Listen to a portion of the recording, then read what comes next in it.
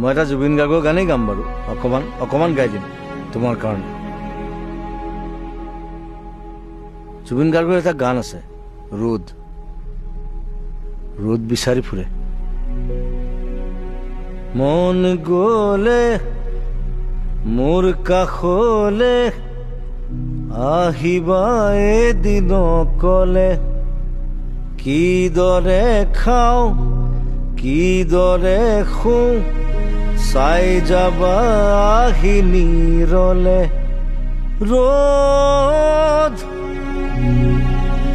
ৰ'দ আজি কেনি পাওঁ,